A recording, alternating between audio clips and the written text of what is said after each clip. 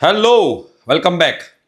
આજે હું ગુજરાતની મોટામાં મોટી જે સ્કોલરશિપ છે જેના વિશે હું ડિસ્કસ કરવા જઈ રહ્યો છું. તમે 10th પછી બેટા ડિપ્લોમાની અંદર એડમિશન લેવા જઈ રહ્યા છો કે 12thમાં તમે લોકોએ સાયન્સમાં એડમિશન લીધું હતું અને પછી તમે લોકો એડમિશન લેવા જઈ રહ્યા છો કે પછી તમે 12thમાં કોમર્સ લીધેલું હતું અને તમે લોકો કોલેજમાં એડમિશન લેવા જઈ રહ્યા છો યા લઈ લીધેલું છે, તો તમારા લોકો માટે અને જે લોકોએ સેકન્ડ યર થર્ડ યરમાં છે તો રિન્યુઅલ માટે શું કરવાનું એ તમામ માહિતી જે છે એ આજના વિડીયોમાં હું તમને લોકોને ડિસ્કસ કરવાનો છું. આપણી આખી આ MYSYની સિરીઝ ચાલુ થશે. લગભગ આના 7 થી 8 વિડીયો બનશે જેમાં તમને MYSY રિલેટેડ બધી જ વસ્તુ A to Z તમને લોકોને મળી જશે. એટલે તમે આ ચેનલને સબસ્ક્રાઇબ કરી દેજો, બિકોઝ તમારા કરિયર માટે નહીં A to Z ઇન્ફોર્મેશન કેવી રીતે કરિયરમાં આગળ વધવું જોઈએ, કરિયર ગાઈડન્સ ને બધું જ તમને લોકોને આપણી આ ચેનલ પર મળતું રહેશે. ઓકે, તો MYSY જે છે, પહેલા તેનું નામ આપણને ખબર હોવી જોઈએ, મુખ્યમંત્રી યુવા સ્વાવલંબન યોજના. આ ઓપન કેટેગરીમાં આવતા વિદ્યાર્થીઓ માટે, ઓપન EWS વાળા વિદ્યાર્થીઓ માટે, SC કેટેગરી હોય, ST કેટેગરી હોય, SEBC કેટેગરી હોય, કોઈ પણ કેટેગરીમાં આવતા વિદ્યાર્થીઓ હોય, તમામ વિદ્યાર્થીઓ આમાં એપ્લાય કરી શકે છે. અમુક બીજા ઇન્કમના ક્રાઇટેરિયા છે અને અમુક તમારા 12થમાં પર્સન્ટેજના ક્રાઇટેરિયા છે જે હું અહીંયા કે તમને બતાવીશ. બરોબર છે. 2025-26 માટેનું જે રૂલ્સ એન્ડ રેગ્યુલેશન જે નવા નિયમો બન્યા છે એ બધી વસ્તુ જે છે આપણે આજના વિડીયોમાં ડિસ્કસ કરીશું. બરોબર છે. તો હવે બેટા આ જે એની ઇન્સ્ટ્રક્શન જે છે આની લિંક બેટા હું નીચે ડિસ્ક્રિપ્શન બોક્સમાં અવેલેબલ કરી દઈશ. તમારે જો આ PDF તમારે ડાઉનલોડ કરવી હોય તમે લોકો ત્યાંથી ડાઉનલોડ કરી શકશો. સૌથી પહેલા બેટા 2 ટાઈપના વિદ્યાર્થી હોઈ શકે છે. તો ટોટલ 3 ટાઈપના વિદ્યાર્થી હોઈ શકે છે. ફ્રેશ એટલે કે ફર્સ્ટ ટાઈમ એપ્લાય કરતા હોય, રિન્યુઅલ એટલે કે પાસ્ટમાં MYSY સ્કોલરશિપનો ફાયદો લીધેલો હોય અને ફરીથી એ લોકો રિન્યુ કરાવવાની હોય, અને ત્રીજો જે છે ડિલેડ એટલે શું, પાસ્ટમાં એ લોકોને ખબર જ નથી કે MYSY જેવી કોઈ સ્કોલરશિપ છે. ફર્સ્ટ યરમાં એપ્લાય નહોતું કર્યું, હવે સેકન્ડ યરમાં કદાચ એપ્લાય કરવું હોય તો શું કરવું. તો આ તમામ વિદ્યાર્થીઓ માટે આ MYSY સ્કોલરશિપની આપણે અહીંયા આગળ વાત કરવાના છીએ. સૌથી પહેલા બેટા ફ્રેશ વિદ્યાર્થી, તમે લોકો ફ્રેશર છો, ફર્સ્ટ ટાઈમ એપ્લાય કરવા જઈ રહ્યા છો, ધોરણ 10ની પરીક્ષામાં 80 કે તેથી વધુ પર્સન્ટાઇલ મેળવી નિયત ડિપ્લોમા અભ્યાસક્રમમાં પ્રથમ વર્ષમાં પ્રવેશ મેળવનાર વિદ્યાર્થીઓ. ધોરણ 10ની અંદર તમારા ડિપ્લોમાની તમે એડમિશન લેવા જઈ રહ્યા છો તો ધોરણ 10ની અંદર તમારા જે પર્સન્ટાઇલ છે અબોવ 80 હોવા જરૂરી છે. બરોબર. તમારી કોલેજ ગુજરાતમાં હોય, તમારી કોલેજ ગુજરાતની બહાર હોય, એનાથી કોઈ લેવા દેવા નથી. તમે ગુજરાતના હોવા જોઈએ, તમે ગુજરાતમાંથી 10મું ધોરણ પાસ કરેલું હોવું જોઈએ અને એમાં તમારા પર્સન્ટાઇલ જે છે અબોવ 80 હોવા જોઈએ. CBSE બોર્ડ હોય, ગુજરાત બોર્ડ હોય, કોઈ પણ બોર્ડ હોય, એમાં કોઈ તમારે ચિંતા કરવાની જરૂર નથી. અહીંયા કોઈ જગ્યાએ બોર્ડ લખેલું નથી. કોઈ પણ બોર્ડ હોય પણ ગુજરાતના હોવા તમે જરૂરી છો. એના સિવાય ડિપ્લોમામાં અભ્યાસક્રમની પરીક્ષામાં જે લોકો D2D ની અંદર એડમિશન લેવા જઈ રહ્યા છે, બરોબર, ડિપ્લોમા ટુ ડિગ્રીમાં, તો ડિપ્લોમામાં અભ્યાસક્રમની પરીક્ષામાં 65 કે તેથી વધુ ટકા સાથે પાસ કરી ડિગ્રી કક્ષાના અભ્યાસક્રમમાં પ્રથમ બીજા વર્ષમાં પ્રવેશ મેળવનાર D2D ના વિદ્યાર્થીઓ, જે લોકો D2D ના એડમિશન લેવા જઈ રહ્યા છે એ લોકોને ડિપ્લોમાની અંદર 65% વધારે તમારા CGPA હોવા જોઈએ.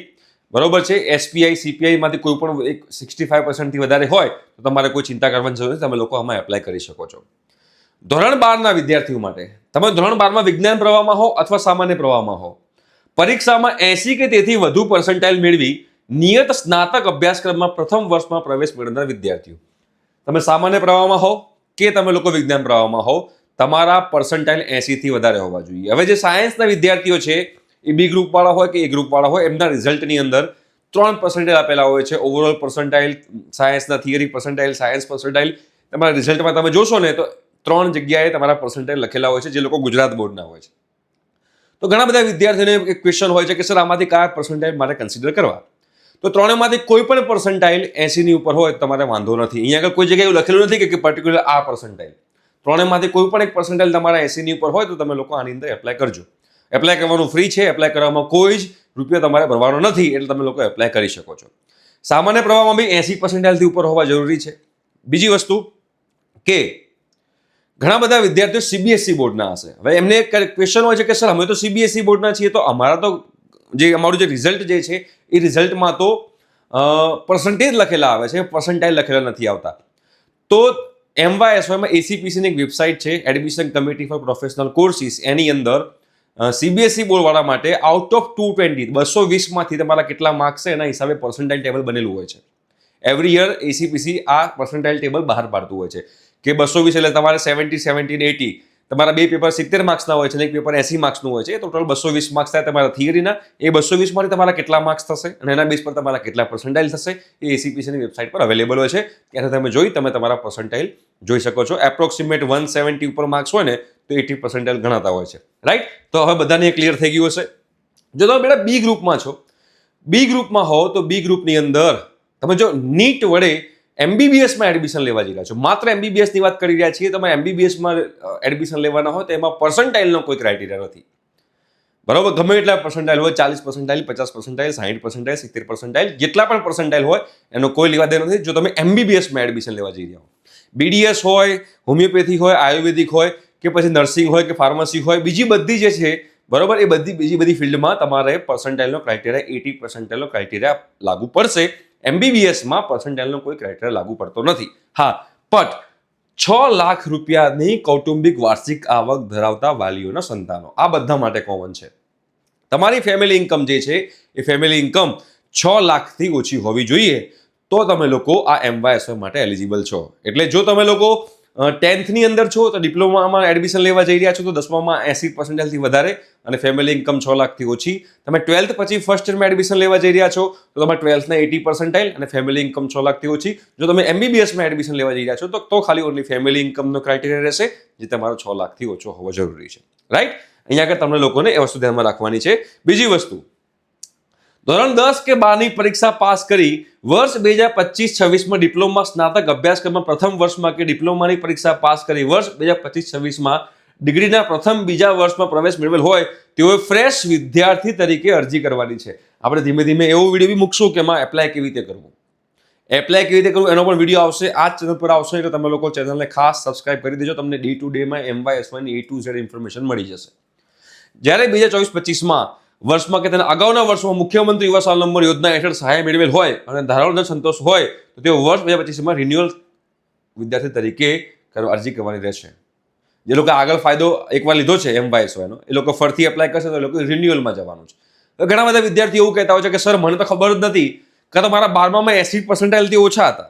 ઘણા વિદ્યાર્થીઓના ક્વેશ્ચન હોય છે કે મારા 12મામાં 80% ઓછા હતા બટ હવે ફર્સ્ટ યરની અંદર મારા સરસ રિઝલ્ટ આવ્યું છે તો શું મને સેકન્ડ યરમાં એની એમવાયએસવાયનો ફાયદો મળે? તો એનો આન્સર છે ના. 12મા ધોરણનો ક્રાઇટેરિયા તમારે સેટિસ્ફાય થવો પડે પછી ભલે તમે કોલેજની અંદર ગમે એટલું રિઝલ્ટ આવ્યું હોય. બરોબર? એટલે આ ક્વેશ્ચન જે હોય છે એ છોકરાઓનો અહીંયા આગળ ક્લિયર થઈ જશે. બરોબર? ગુજરાત રાજ્યની કેન્દ્રીયકૃત પ્રવેશ સમિતિ દ્વારા પ્રવેશ કાર્યવાહી ચાલુ હોય અને તેમાં રિશફલિંગ કરવા માંગતા વિદ્યાર્થીઓ તેઓના પ્રવેશ કન્ફર્મ થાય અને તેઓ રિશફલિંગમાં જવા ન માંગતા હોય ત્યારે જ ઓનલાઈન અરજી કરવી. એડમિશન રાઉન્ડ ચાલતા રહેશે ત્યાં સુધી છેલ્લા રાઉન્ડ પછીના 15 દિવસ સુધી અરજી કરવાની તારીખ લંબાવવામાં આવશે જેની દરેક વિદ્યાર્થી નોંધ લેવી. કહેવાનો મતલબ એમ છે કે તમારે એમવાયએસવાયમાં હાલ એપ્લાય કરવાની ઉતાવળ કરવાની જરૂર નથી. જ્યાં સુધી તમે તમારી કોલેજ ફાઇનલ નથી કરતા ત્યાં સુધી તમારે એમવાયએસવાયમાં એપ્લાય કરવાની કોઈ જરૂર નથી. જ્યાં સુધી એડમિશન પ્રોસિજર ચાલુ રહેશે ત્યાં સુધી એમવાયએસવાયમાં એપ્લાય કરવાનું ચાલુ રહેશે અને એના 15 દિવસ પછી પણ લંબાવવામાં આવશે. એટલે ફોર એક્ઝામ્પલ તમારી એડમિશન પ્રોસિજર 15 ઓગસ્ટ સુધી ચાલુ રહે તમારે એપ્લાય કરવાનું 1 સપ્ટેમ્બર સુધી ચાલુ રહે. જો તમારી એડમિશન પ્રોસિજર 31 ઓગસ્ટ સુધી ચાલુ રહેશે તો એમવાયએસવાય 15 સપ્ટેમ્બર સુધી ચાલુ રહેશે. તમારી આખી એડમિશન પ્રોસિજર કમ્પ્લીટ થાય એ પછી તમારે લોકોએ એપ્લાય કરવાનું છે.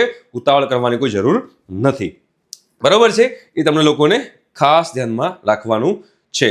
હવે એના પછી આપણે વાત કરીશું કે અહીંયા આગળ ફ્રેશ અને રિન્યુઅલ અરજી કરતા પહેલા દરેક વિદ્યાર્થી વેબસાઇટ પર બધી જ વસ્તુ જે છે તમારે લોકોએ જોઈ લેવાની. જો બધી વસ્તુ તમારા લોકો બેટા ધ્યાનથી વાંચી લેવાની, ઉતાવળ કરવાની નહીં. બરોબર? હવે બીજી વસ્તુ ખાસ તમારે ધ્યાનમાં રાખવાની છે. મંજૂર થયેલા મળવાપાત્ર સહાયની રકમ વિદ્યાર્થીઓના બેંક એકાઉન્ટમાં ડાયરેક્ટ બેનિફિટ ટ્રાન્સફર હેઠળ સીધી જમા થતી હોવાથી વિદ્યાર્થીઓએ શેડ્યુલ બેંકમાં ખાતું ખોલાવવાનું રહેશે અને આ બેંક ખાતા સાથે વિદ્યાર્થીઓ પોતાના આધાર નંબર અચૂક જોડવાના રહેશે. તમારે શેડ્યુલ બેંકમાં ખાતું બનાવવાનું છે. તમારા વિદ્યાર્થી નામનું એકાઉન્ટ હોવું જોઈએ. એ જ એકાઉન્ટમાં ડાયરેક્ટ પૈસા ટ્રાન્સફર થવાના છે. ડાયરેક્ટ બેંક ટ્રાન્સફર તમારા એકાઉન્ટમાં.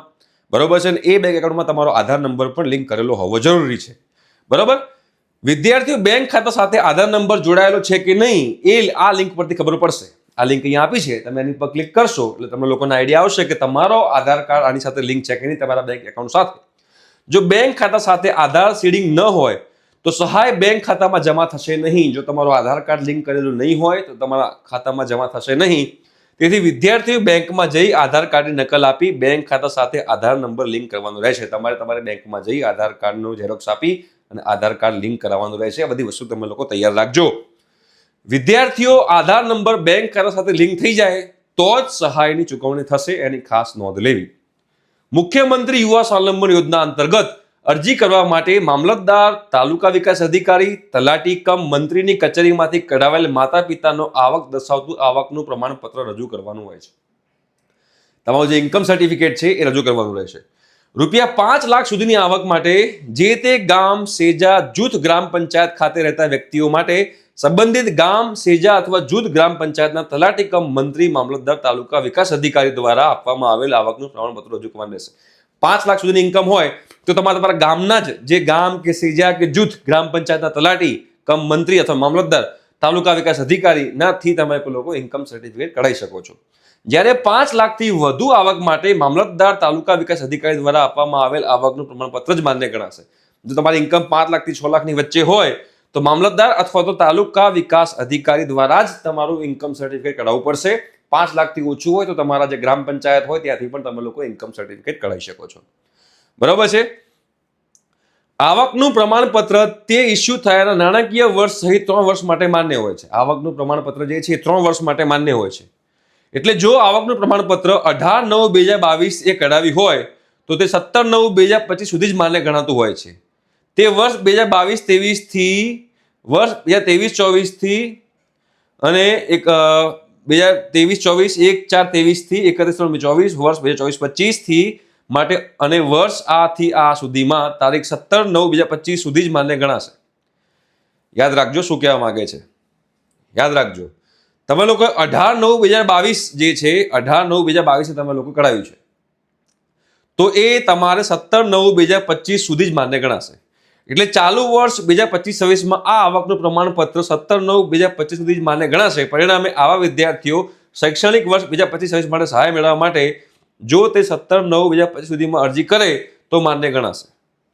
જો તમે લોકોએ 18/9/2022માં તમે લોકોએ ઇન્કમ સર્ટિફિકેટ કઢાવ્યું છે, ધારો કે 18/9/2022માં, તો એ 17/9/2025 સુધી માન્ય ગણાય. તો જો તમે 17/9/2025 પહેલા તમે લોકો જો MYSYમાં એપ્લાય કરો તો તમારું એ ઇન્કમ સર્ટિફિકેટ જે છે એ માન્ય ગણાશે. જો તમે 17/9/2025 પછી તમે એપ્લાય કરશો તો તમારું 18/9/2022માં કઢાયેલું ઇન્કમ સર્ટિફિકેટ માન્ય ગણાશે નહીં. એટલે ફોર એક્ઝામ્પલ કહેવાનો મતલબ એમ છે કે તમે જે ઇન્કમ સર્ટિફિકેટ કઢાવો છો એ ઇન્કમ સર્ટિફિકેટની ઉપરની ડેટ જોઈ લેવાની અને એ ડેટના 3 વર્ષ સુધી તમારું ઇન્કમ સર્ટિફિકેટ વેલિડ છે અને તમે જે દિવસે MYSY એપ્લાય કરવા જઈ રહ્યા છો એ દિવસ પહેલા 3 વર્ષની અંદર હોવો જોઈએ. ફોર એક્ઝામ્પલ તમે લોકો આ વર્ષે તમે લોકો ઇન્કમ સર્ટિફિકેટ કઢાવ્યું છે તો ચિંતા કરવાની કોઈ જરૂર નથી. ગયા વર્ષે કઢાવ્યું હોય તો પણ ચિંતા કરવાની જરૂર નથી. પણ 22માં કઢાવેલું હોય તો ચિંતા કરવાની જરૂર છે. એકવાર ચેક કરી લેવાનું. એટલે મારું માનવું તો એવું છે કે લેટેસ્ટ તમારું જો MYSYનું સર્ટિફિકેટ હોય તો બેસ્ટ રહે. બરોબર છે. એટલે તમારું ઇન્કમ સર્ટિફિકેટ લેટેસ્ટ હોય તો એ બેસ્ટ રહેશે. બરોબર. આ તમારે લોકોએ ધ્યાનમાં રાખવાનું છે. બરોબર. જો હવે શું કીધું છે, પરંતુ 17/9/2025 પછી અરજી કરે તો તેણે સહાય મેળવવા માટે નવું આવકનું પ્રમાણપત્ર અરજી કરવાની છેલ્લી તારીખ અથવા 31/3/2026 બે પૈકી વહેલું હોય ત્યાં સુધી કઢાવી રજૂ કરવાનું રહેશે. બરાબર. પછી 31/3/2026 પછી કઢાવેલ આવકનું પ્રમાણપત્ર માન્ય ગણાશે નહીં, જેની ખાસ નોંધ લેવી. 31/3/2026 પછીનું આવકનું પ્રમાણપત્ર નહીં ચાલે, એની પહેલાનું જોઈએ. એટલે જો તો નેક્સ્ટ એની વાત છે. ઓકે. ઓનલાઈન અરજી કર્યા બાદ 7 દિવસની અંદર તમારે હેલ્પલાઇન સેન્ટર ખાતે જઈને દસ્તાવેજોની ચકાસણી કરાવવાની ફરજિયાત છે. જો તમે જ્યારે ઓનલાઈન એપ્લાય કરો, ફોર એક્ઝામ્પલ તમે આજે MYSYમાં ઓનલાઈન એપ્લાય કરો છો તો 7 દિવસની અંદર તમારે લોકોએ ઓફલાઈન તમારે એના ડોક્યુમેન્ટ વેરિફિકેશન કરાવી દેવાના નજીકના તમારા હેલ્પલાઇન સેન્ટર પર જઈને. તમે સુરત હો તો સુરતમાં પણ MYSYના હેલ્પલાઇન સેન્ટર હશે. એ બધી વસ્તુ તમને ધીમે ધીમે સમજાવતો રહીશ. તમે અમદાવાદના હો તો અમદાવાદમાં તમારું હેલ્પલાઇન સેન્ટર હશે, રાઈટ. ત્યાં આગળ જઈને તમારે ડોક્યુમેન્ટ વેરિફિકેશન કરાવવાના રહેશે. બરાબર. વિદ્યાર્થીઓ મોબાઈલ નંબર પોતાનો જ આપવો અને સમગ્ર અભ્યાસક્રમના સમયગાળા દરમિયાન બદલવો નહીં. અગત્યની સૂચનાઓ એ જ નંબરમાં SMS દ્વારા અથવા ઈમેલ દ્વારા આપવામાં આવશે, જેની ઈમેલ પણ નિયમિત ચકાસતા રહેવું. બરાબર. આ તમારા લોકોએ ખાસ ધ્યાનમાં રાખવાનું છે. જો આ મેં તમને કીધું આ MYSYની ઇમ્પોર્ટન્ટ ઇન્સ્ટ્રક્શન હતી. તો આ વિડીયોમાં તમને ખબર પડી ગઈ છે કે તમારે શું કરવાનું છે. હવે નેક્સ્ટ વિડીયોની અંદર હું તમને કહીશ એના બેનિફિટ શું છે, બરાબર. એના પછી આપણે લિસ્ટ ઓફ ડોક્યુમેન્ટ્સ જે છે એ જોઈશું. એના પછી આપણે ડોક્યુમેન્ટના ફોર્મેટ કેવા હોવા જોઈએ એ આપણે જોઈશું. એના પછી આપણે એપ્લાય કેવી રીતે કરવું જોઈએ એ પણ આપણે જોઈશું. તો એ આખી આપણે ધીમે ધીમે સિરીઝ ચાલુ કરેલી છે. તો આ પહેલો વિડીયો હતો. આઈ હોપ સો કે તમને લોકોને બધા ડાઉટ ક્લિયર થઈ ગયા હશે. હજુ પણ બીજા કોઈ ડાઉટ આવતા હોય તો તમે કમેન્ટ બોક્સમાં કમેન્ટ કરજો, તો એના વિશે બી આપણે વિડીયો બનાવીશું અને આખી MYSની સરસ મજાની સિરીઝ આપણે તૈયાર કરીશું. ઠીક છે, તો ફટાફટ આ વિડીયોને જોઈ લાઈક કરજો, શેર કરજો અને ચેનલને સબસ્ક્રાઈબ કરજો. ઠીક છે, thank you so much, by.